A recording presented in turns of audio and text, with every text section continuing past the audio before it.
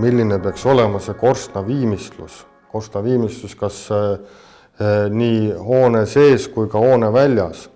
Et kindlasti tuleks siis arvestada sellega, et korstent tuleks välistingimustes kaitsta lume ja sademete eest, et korstnale tuleks kindlasti peale paigaldada korstnamüts ja katta siis korstna väljas olev osa kas siis krohviga või veelgi parem võimalus siis juba korstnamantli ehk plekiga teha see vooderdus.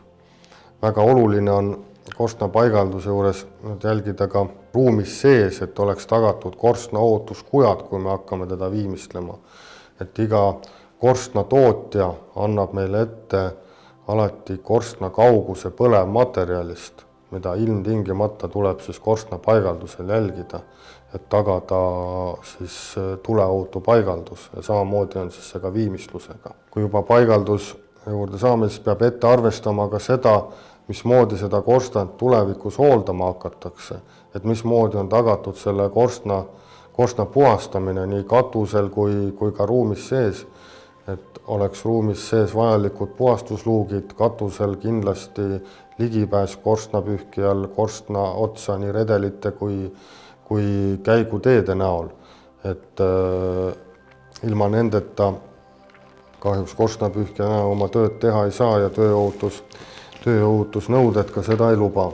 Kui siin veel 20-25 aastat tagasi enamjaolt ehitati telliskivi korstnaid, siis tänapäeval õigem valik oleks siiski vaadata moodulkorstende poole.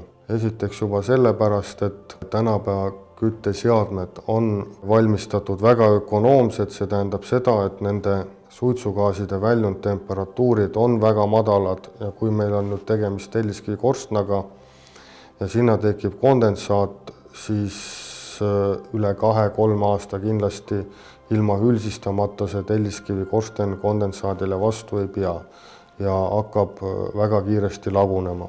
Kunagi oli ka põhjuseks telliskivi korsten see, et ta oli nagu ruumis lisasooja allikas, et kui te kütsite ahju, siis ka see korsten soojenes ja andis nagu ja salvestas ka teile ruumi sooja. Tänapäeval, nagu ma ütlesin, kütteseadmed väga ökonoomsed ja suurt ja massiivset telliskivi korstent soojaks kütta ja teda salvestina kasutada on pea nagu võimatu.